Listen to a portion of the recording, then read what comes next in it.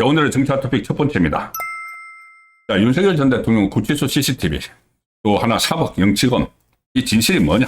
과연 이게 어미하는 지금 좌파 매체에서 계속 이것을 보도를 하고 막 확산시키고 있는데, 자, 이게 과연 어떤 의미를 갖는 것인가? 자, 우선 윤석열 전 대통령 구치소 CCTV 이 부분이 오늘 하루 종일 시끌시끌했습니다. 내용도 그렇고 영상이 지금 19초 분량이 공개가 됐는데 유출이 됐죠. 유출. 공개가 된 것이 아니고 흘린 거죠. 민주당 쪽에서 흘린 것이 거의 뭐 확실해지고 있습니다. 흘렸는데 그 흘린 목적이야 뭐 망신 주기 이런 거지만은 이게 지금 다른 방향으로 흘러가는 전개가 되는 그런 상황도 있습니다.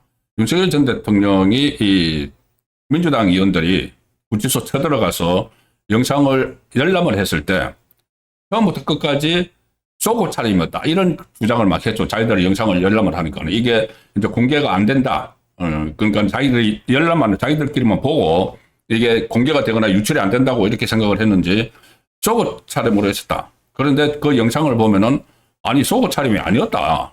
그런 그 이야기들도 새로 나오고 있고 또 그거 내용과 영상의 내용과 별개로는 이것이 심각한 인권 누런이고 기밀 누설이고 그리고 이게 실정법 위반이다. 그것은 누가 한 짓인지 찾아내야 된다는 여론도 만만찮게 나오고 있습니다. 그래서 게다가 또 한 가지 국민의힘 안에서 이렇게 된 거 전부 그냥 공개를 하자 그럼 공개를 해서 과연 윤석열 전 대통령이 어떻게 인권 누런을 당하고 있는지 그 부분도 살펴보자는 주장까지 지금 나오고 있습니다. 일단 어떤 영상인지 어제 제가 소개해 드렸는데 지금 그 인터넷에 파다하게 퍼져 있습니다. 한번 제가 보여드리죠. 자, 저 영상입니다. 저게 한 19초 되는 영상인데, 저기 얼굴을 지금 잠깐 보이고 뒷모습 보이는 사람이 아마 특검 관계자, 그리고 저 안에 윤석열 전 대통령으로, 거의 뭐 추정한다고 하지만 거의 윤석열 전 대통령 맞죠. 그런데 옷을 보시면은 지금 옷을 지금 입고 있는 그런 모습입니다. 속옷이 아니죠. 자, 그리고 이 앞에 또 교도관의 모습도 지금 보이고 있습니다. 이 영상이 오늘 계속 확산이 되면서, 이 논란이 일어나고 있는 그 사안인데, 일단, 이 구치소 CCTV 제목, 구치소 CCTV라는 이 제목, 또는, 윤석열 CCTV, 이 원본, 이렇게 해서 지금 막 퍼지고 있습니다. 19초 분량인데 교도관이 등장을 하고, 교도관이 좀 난감한 표정이죠. 난감한 표정이 아마 지금 특검 관계자가 빨리 가서 끌어내라. 그거 하는데 교도관은 그때 서울구치소장이 이야기를 했죠. 수용자가 어떤 자해를 시도를 하거나 아니면은 교도관들에게 심각한 위협을 가할 때만 들어가서 물리력을 행사할 수 있지. 그렇지 않은 경우에는 들어가면 규정 위반이고 교도관이 처벌을 받는다. 그것은 전직 대통령이 아니라 일반 수용자라도 마찬가지다. 그런 이야기까지 했었습니다. 자, 그래서 저는 난감한 표정이 아마, 추측입니다만은, 저 자세한 내용은 꼭 밝혀져야 되겠죠. 이 특검 관계자가 계속 들어가서 끌어내라고 하니까는 난감한 표정을 짓는 것 아닌가. 자, 그렇게도 싶은데, 어쨌든 이 19초짜리 영상과 관련해서 일단 법무부가 경위파기에 나섰다. 이렇게 지금 보도가 되고 있습니다. 이 법무부 믿을 수가 없죠. 정성호의 법무부죠. 정성호의 법무부. 정성호는 그때 국회에 나와서 지금 법무부가 사실상 이 법사위, 국회 법사위에서 자기들끼리 민주당하고 조국당이 이것을 열람하는 것을 의결을 했고 그걸 법무부가 받아들였기 때문에 서울구치소에서 그걸 다 보여준 겁니다. 그런데 어쨌든 법무부로서도 이게 난감하게 된 거죠. 이게 실정법 위반 소지가 있으니까. 그러니까 법무부가 일단 이 영상의 유출 경위를 파악을 하겠다 이렇게 이야기를 했습니다. 유출 경위를 지금 파악을 하고 있고 또 윤석열 전 대통령 법률 대리인단도 이걸 법적으로 어떻게 대응을 해야 될지 논의를 하고 있다. 순식간에 지금 퍼져나간 이 영상은 교도관 그리고 양복을 입은 남성이 구치소 독거실로 보이는 장소에서 윤석열 전 대통령과 실랑이를 벌이는, 실랑이라기보다 윤석열 전 대통령이 뭔가 이야기를 하고 있죠. 변호인이 와야 된다는 식의 이제 그런 식의 이야기일 가능성이 높습니다. 그런데 이게 이 영상을 보면은 누군가 CCTV 영상을 모니터에 띄운 장면을 CCTV로 찍힌 영상을 모니터에 띄운 장면, 이것이 이제 그거겠죠. 이 민주당 그리고 조국당 그 의원들이 서울구치소로 가서 이제 열람을 하겠다고 하니까는 CCTV를 떠서 이렇게 영상에 띄웠겠죠. 자, 그 영상에 띄운 그 장면을 이걸 유튜브 라이브로 중계를 했다. 그러니까 유튜브 그냥 생중계를 하는 이 영상 기기를 이용해서 중계를 했고, 그거를 휴대전화로 촬영해서 다시 유출을 한 것으로 지금 짐작이 됩니다. 왜 그러냐면은 영상 오른쪽에 보면은 실시간 채팅창이 언뜻 보인다고 합니다. 그렇기 때문에 어쨌든 이것은 당시 열람을 한, 서울구치소에서 열람을 한 그 장면 중에서 그 장면을 하나를 찍어서 유포를 시킨 겁니다. 이 민주당 쪽은 그냥 조국당하고 우리들이 아니다, 우리가 한 게 아니다 그러면서 우리가 다 들어갈 때, 서울구치소 들어갈 때 휴대폰을 다 놓고 갔다. 그러니까 이 휴대폰 영상으로 찍은 게 아니라는 주장이죠. 그렇지만 요즘 영상 녹화기기 얼마든지 조그만 거 이런 데서도 영상 녹화기기 다 작동합니다. 이 설치만 하면은 얼마든지 갖고 들어가는 기 때문에 지금 거기 갔던 민주당이나 조국당 쪽의 사람들이 유출했을 가능성이 상당히 높다는 것이죠. 지금 국민의힘 주진우 의원은 검사 출신이고 국민의힘 법률위원장을 지냈죠. 이건 명백한 범죄다. 개인정보보호법을 위반을 했고 기밀 유출에도 해당한다. 이렇게 지적을 하고 있습니다. 그래서 민주당도 자기들이 거기 가면서 서울구치소에 가면서 이거를 공개를 하면은 위법성이 불법이 되는 걸 잘 알기 때문에 이것을 굉장히 조심했다. 그리고 제가 말씀드린 대로 일단 영상을 보고 나서 자기들에게 유리한지 불리한지 이것을 파악을 해서 공개를 하든지, 나중에 지방선거 앞두고 그때까지 묵혀놨다가 공개를 하든지 그런 여러 가지 궁리를 했는데 어쨌든 이게 유출이 돼버렸습니다. 부분적으로 유출이 돼버렸습니다. 70몇 분짜리를 봤다고 하는데 19초 분량이 유출이 됐죠. 그래서 자기들도 불법인 것을 잘 알기 때문에 공개가 아닌 열람을 택했는데 뒤로 몰래 유출을 해버렸다. 비열한 작태다. 이런 비판이 나오고 있습니다. 지금 국민의힘은 국민의힘 법사위원들은 이것이 인권 침해 현장이다고 판단해서 참여를 하지 않았고, 보좌관들이 유출을 했을 리가 있겠느냐. 그러니까 국민의힘, 같이 갔던 국민의힘, 그리고 그 옆에 또 보좌관들도 따라가서 같이 봤던 모양입니다. 그 사람들 중에서 상황상 그 사람들 중에서 이 유출자가 있는 것이 명백하다. 그래서 강제 수사를 해서라도 밝혀야 된다. 그런 지금 분위기가 국민의힘 안에서 나오고 있고, 자, 이런 의견도 있습니다. 여러분 생각은 어떠실지 모르겠는데, 그냥 그러면 영상 다 공개하자. 그래서 얼마나 인권 침해적인, 그러니까 의자를 밀었는데, 의자를 그 차에 태우려고 밀었는데 이것은 물리력을 행사한 것이지, 무슨 약간의 물리력을 행사한 것이지 강제로 하려고 한 것은 아니다. 이런 말도 안 되는 앞뒤가 안 맞는 이야기들도 막 나오고 있죠. 거기 갔다 온 민주당, 조국당 법사위원들이 쫙 퍼져가지고 좌파 매체, 좌파 유튜브 여기 들어가서 전부 다 자기들 중심으로 이야기를 하고 있습니다. 자기들만 본 거죠. 국민은 본 사람이 없죠. 그러니 차라리 그러면은 그냥 공개를 해서, 물론 그 과정에서 불법적으로 유출한 거 이런 건 계속 수사를 해서 밝혀내야 되는 것이고, 공개를 하자. 자, 신동욱 국민의힘 수석 최고위원이 이런 이야기를 제안을 했습니다. 오늘 서울구치소 배세로 TV 영상을 차라리 공개를 하자. 민주당이 자기들끼리 열람을 하고 와서 여기저기 자기들 입맛에 맞게 언론에 막 퍼뜨리고 좌파 매체에 가서 막 하고 있으니까 차라리 전부 공개해서 국민 판단을 받자. 이런 의견이 지금 나왔습니다. 라디오 인터뷰에 나갔는데 신동욱 수석 최고위원이 인권 침해한 게 없다. 이 특검이 그렇게 주장을 하는데 국민들이 그 인권 침해가 있었을 것이라고 안 믿는데, 이 민주당 의원들이 보고 와서 자기들끼리만 가서 보고 와서 인권 침해 없더라. 이렇게 이야기합니다. 그런데 이것도 아마 거짓말일 가능성이 높다. 인권 침해 부분이 상당히 있었을 것이다. 조금 전에 가령 예를 들어서 교도관이 뭐부터 하는데 들어가서 끌어내오라고. 이거 인권 침해죠. 진술 거부권은 여기까지도 다 해당이 된다는 것이 대체적인 의견입니다. 진술 거부권을 행사하기 위해서는 강제 구인에 불응을 하는 거. 그리고 이 교도관들이 거의 투입되면 교도관들이 처벌을 받는데 그걸 교도관들에게 자꾸 윽박 지르고 한 그런 부분들도 있다면은 그것도 다 특검이 책임을 져야 되는 것이죠. 자, 신동욱 의원은 본인들은 보고 왜 국민들에게는 안 보여주느냐? 이것이 국민들의 알 권리를 충족시키는 것이냐? 정성호 법무부 장관은 왜 또 보여줄 수 없다고 얘기하냐? 정성호는 지금 공개 안 하겠다고 이야기를 하고 있죠. 유불리에 따라서 지금 주판화를 굴리고 있는 걸로 봐야 됩니다. 지금까지 온갖 인격 침해적 발언을 다 해놓고 뭐 인격 침해 요소가 있기 때문에 안 보여준다. 이게 말이 되느냐?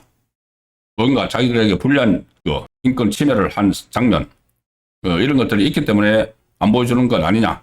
자기들만 보고 유리한 것만 그래서 다 밖에 나와서 말하고 그러니 차라리 다 까자는 이야기입니다. 민주당 의원들이 자기들끼리 보고 본인들 입맛에 맞는 설명만 하는 건 반민주적이다.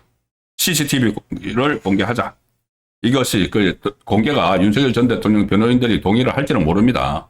할지는 모르지만은 어쨌든 이런 의견까지 나올 정도로 일방적으로 민주당, 조국당 자기들이 보고 와서 막 불리한 부분만, 윤석열 전 대통령에게 불리한 부분만, 실제로 그런 영상이 있는지, 영상에 포함된지도 확인이 안 되죠.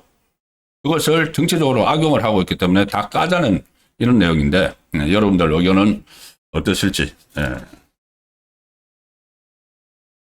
저도 이 정도 상황 되면은 정말 아니면 국민의힘도 같이 열람을 해서 국민의힘 의원들도 법사위 위원들이 또 따로 같이 별도로 열람을 해서 또 공개 여부를 결정을 하는 그 방향으로 가야 되는 것 아닌가 싶습니다. 뭔가 이 상태로 그대로 가면은 일방적으로 정치적으로 악용만 당할 가능성이 상당히 높습니다. 자, 그 다음에 영치금 문제입니다. 영치금 문제가 이 참 희한합니다. 이 영치금 문제를 처음 제기한 사람이 윤석열 전 대통령 영치금 누구냐 하면은 박은정 좌파 성향 검사 출신이죠. 조국당의 배지를 달고 있는 박은정인데 박은정 의원이 이 윤석열 전 대통령의 영치금 문제를 거론을 합니다. 영치금 잠시 후에 제가 소개해 드릴 텐데 영치금 하면 조국 정경심이 압권이죠.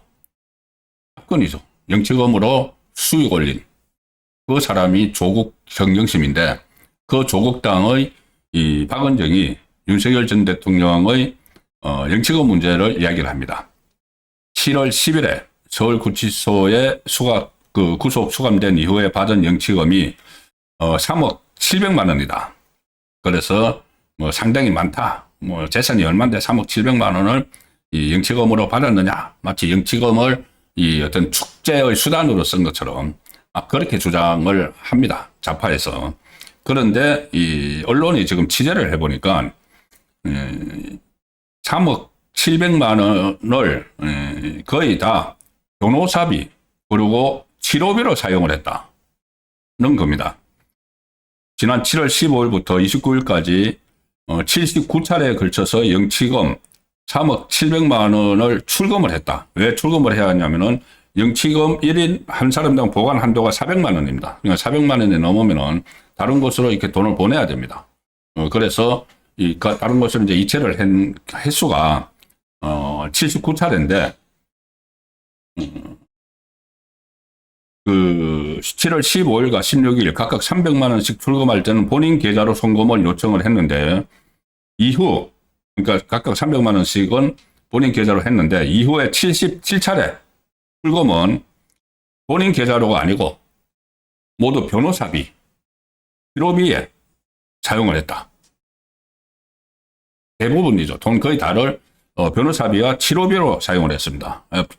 어떤 다른 외부 병원도 많이 갔고 또 변호사비도 상당히 많이 들어가죠.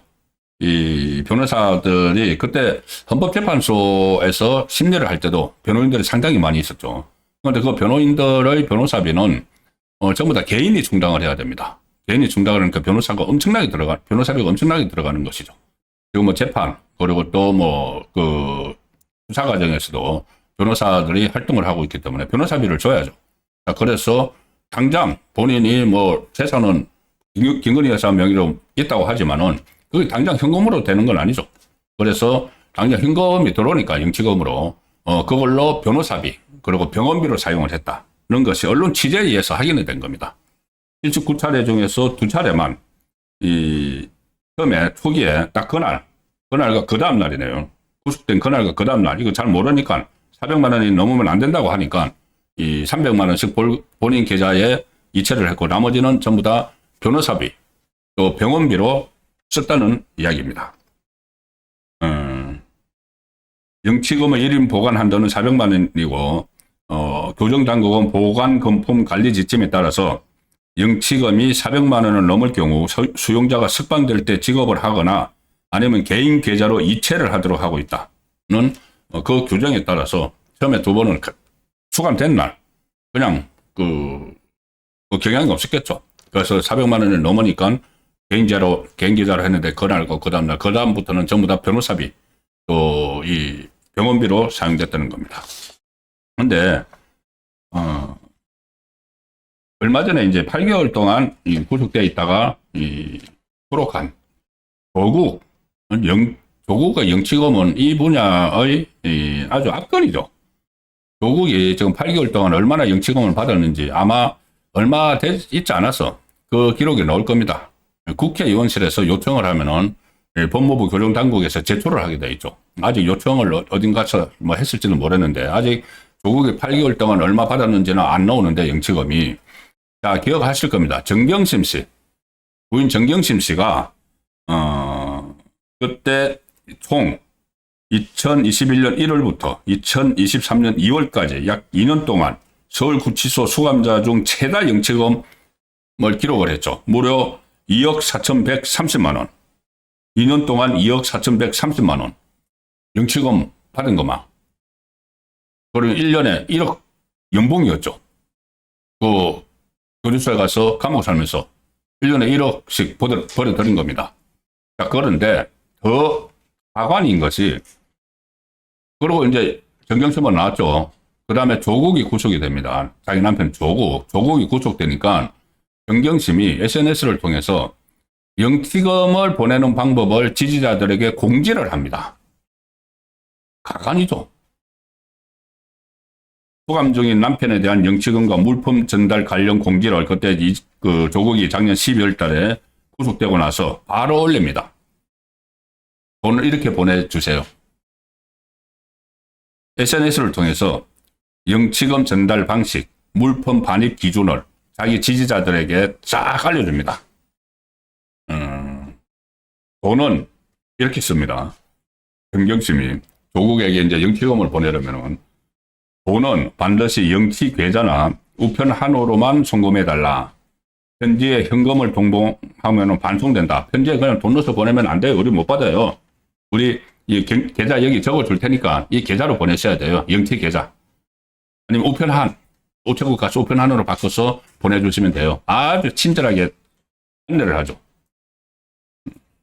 그리고 도서로는 교정기관에 등록된 지인만이 보낼 수가 있다. 구체적인 반입 불가 물품도 쭉 써주고, 그리고, 만약에, 팩 속에 돈을 넣으면 안 된다. 뭐 이런 것도 뭐 있었던 것 같습니다. 2억 4,130만 원 2년 동안 받았던 그 노하우를 지지자들에게 이야기하면서 좀 돈 좀 보내달라.